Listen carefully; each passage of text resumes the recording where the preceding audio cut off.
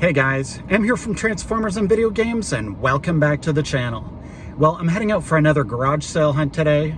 If you've been following my channel, you'll know that I did head out last weekend, and I did find some success, although I did end up buying a couple of fake Gameboy Advance games, which is always a bit of a shame, but I thought I'd turn a negative into a positive, and show my viewers at least one easy way to tell the difference between a fake and a real game at a glance.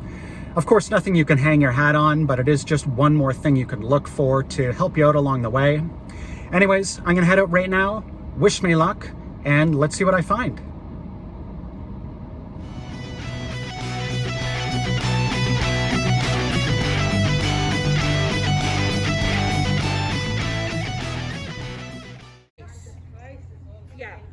Yeah.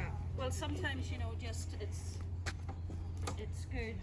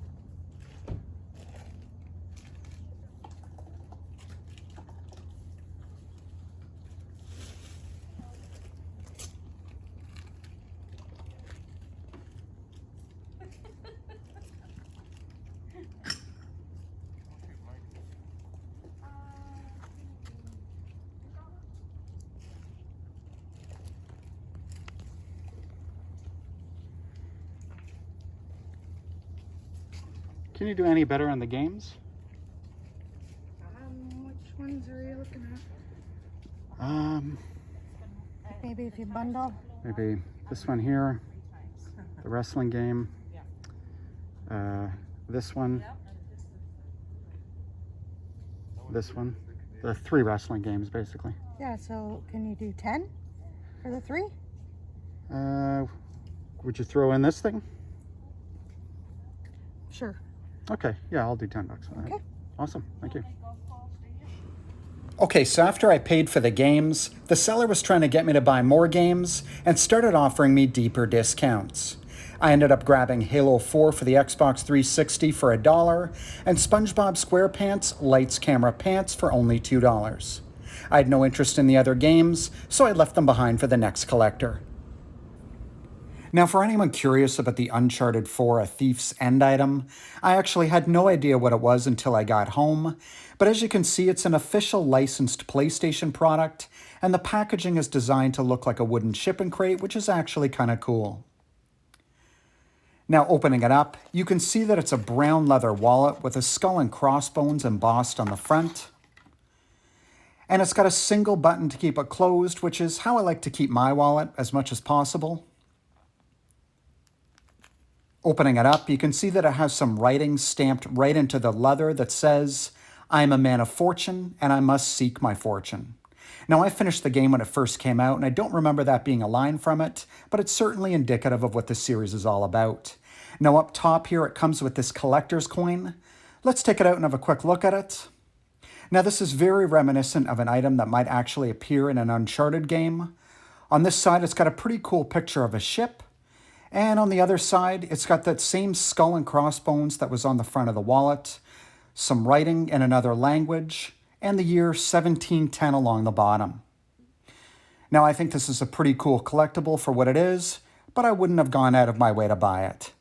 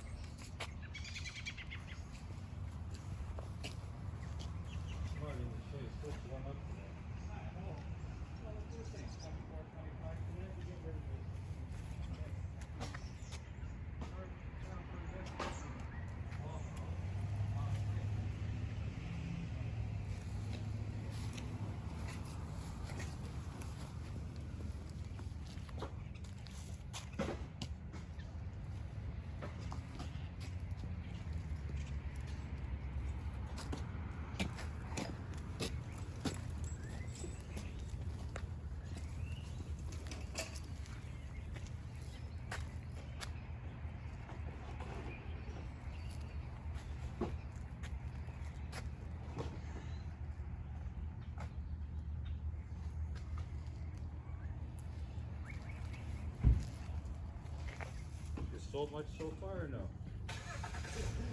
Yeah, seeing that we don't know. We really weren't open to it. I know this. I just looked at the list. I figured it's gonna take a long time for this guy to put it out. I bet you Mike is for half an hour. I come around the corner and I knew it. What time was it here? 7:38. Oh yeah. We started at 6. Good job. That's the way it is. Well, there's not this many yard sales this year, right? No. A lot of people don't want to have. It's like the church bazaars are all canceled. The movie stuff this time of year they have. They're all done. Curtis Billingdale away the other day. There was a lot of signs up like that. A lot of people are aware of it. Oh yeah. Especially Toronto. Crack down the town, these big gatherings, hundreds of people. And one way to go. Cases of a lot. Yeah, I don't know. People baffle me.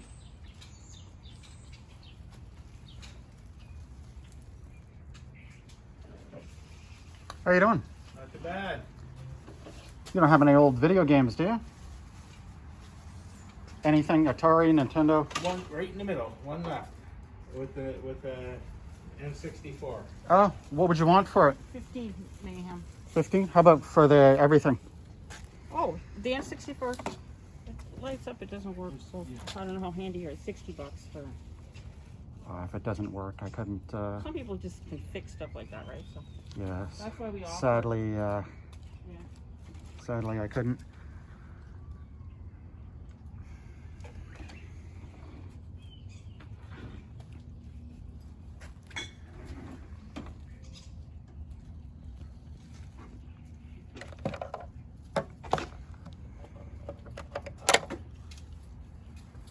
Refurbished, they're going for about 180.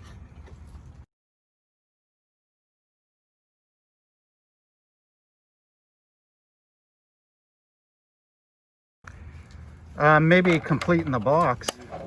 You take all that, we'll give it to you for 50. I couldn't go that high on it.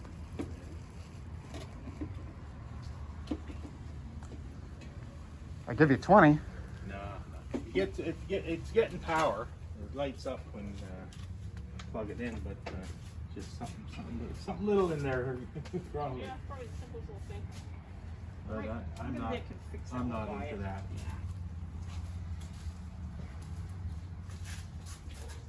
take these apart, put them back together, and they never work. Yeah, like I said, I'm just not handy with that, or I'd do it.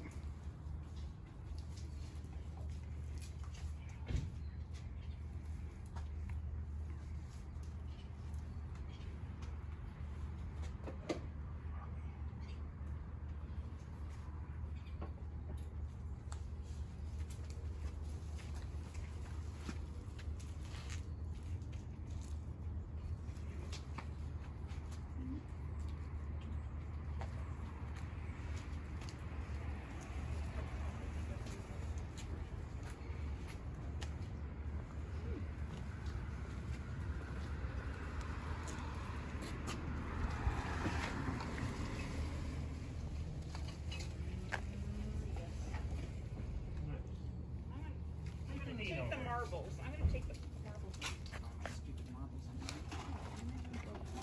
Yeah, put them someplace else. And then maybe spread the water. I'd like my marble.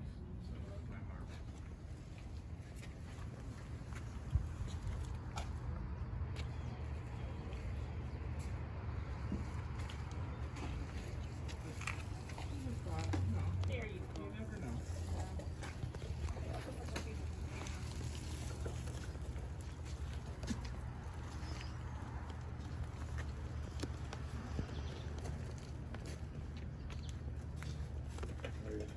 That's good stuff.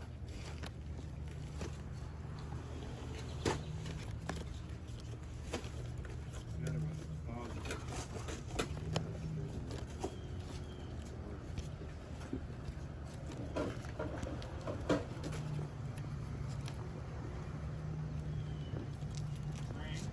Yes.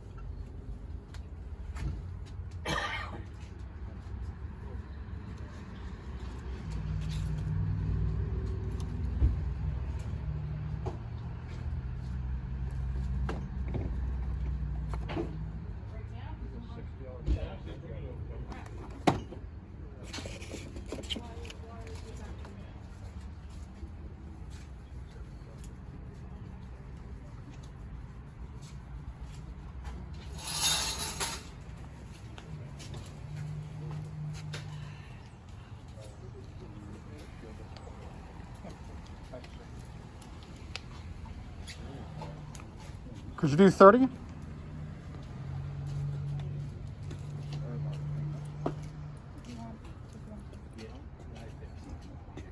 30 okay? Sure. Sure. Okay. Lucky day. All right, yeah, I'll do 30.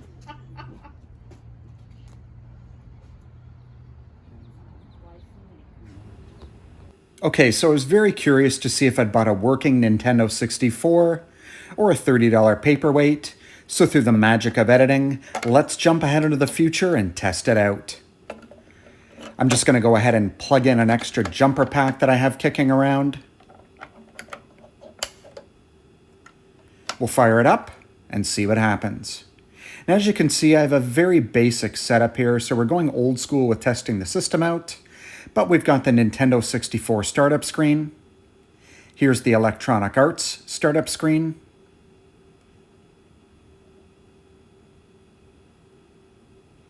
And the title screen for the game. So it looks like we're in business. The N64 appears to be in perfect working order. Okay guys, I think I'm going to pack it in for the day. Unfortunately, I only came across 6 garage sales and bought things from 2 of them. I can't say that I'm particularly surprised this late in the season, and of course considering what's happening in the world right now. I would say that my best pickups were the GameCube and Xbox 360 games that I got for a great price. I overpaid for that N64. Part of the reason is I can't remember if I've got the jumper pack or an extra expansion pack at home, and I'm pretty sure that's the only thing that's wrong with it. If I'm taking the guy at his word, he says that it powers on, and quite honestly, I've never come across an N64 that didn't work, so I'd be really surprised if this one doesn't work when I stick in one of the expansion packs. What I may do on the way home is pop by one of my local thrift shops, probably Value Village. I haven't been to a thrift shop in probably 8 to 12 months. I just found that the prices were outrageous when I was going, and it was quite honestly cheaper for me to buy stuff online, really, than to go there and spend time wandering around looking for stuff. But I thought, why not? I'll pop by, see what I can find, and maybe I'll take a little bit of store footage if you're interested in checking that out. Anyways, thanks again for watching, everyone. Take care.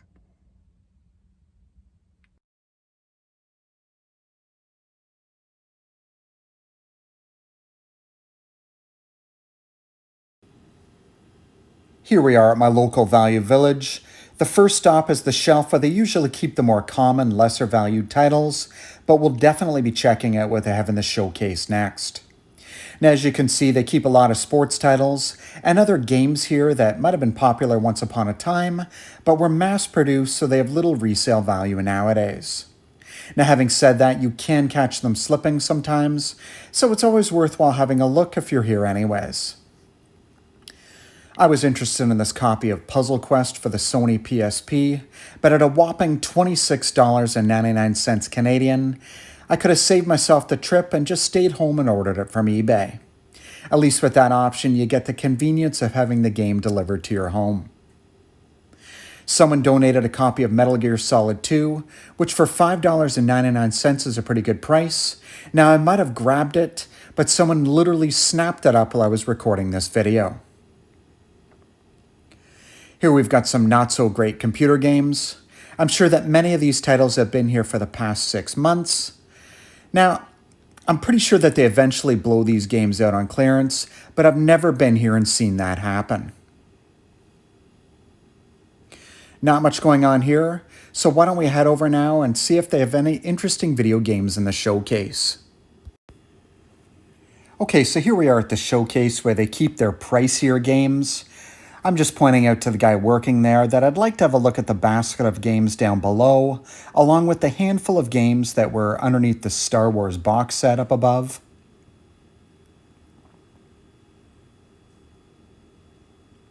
Here he is grabbing the games for me. Now, right off the bat, we have a PSP game called Warhammer Squad Command for $14.99. But in fairness, it does look like a sealed copy of the game. I debated grabbing Rayman Legends for the Wii U for $12.99, but I couldn't remember if I had it already, so I decided to pass for now. It was actually marked down from $24.99. Here's Uncharted 3 for the PS3 for $9.99. If I'm not mistaken, I picked up my used copy of the remastered Uncharted Trilogy for the PS4 from EB Games here in Canada maybe 2 years ago for $14.99. I thought that was a pretty good price. Here's a memory card for the PlayStation for $9.99. Now, the prices have definitely gone up on games and video game related items here. I remember grabbing memory cards for $2.99 a year or so ago, unless the prices have really shot up in the recent past without me realizing it. Now, be sure to let me know in the comment section what you think of the game selection here as well as the prices. Did I leave anything behind that you would have grabbed? I might have been interested in Shadow of the Colossus for the PS2 if I didn't already have it for the PS3. I had no idea that there was a Saw game for the PS3, and I might have been interested, but at $24.99, it wasn't really a price that had me too eager to open up my wallet. And here's a sealed PS1 game that I've never heard of. Here are the 3 games that were on their own in the upper shelf of the display case. I'm not surprised that Super Mario Brawl for the Wii was $17.99. On the cover you can see Super Mario and Link, and I like to joke around about there being a Mario and a Zelda tax, where any game featuring or including either of those characters gets an additional surcharge on the thrift store circuit.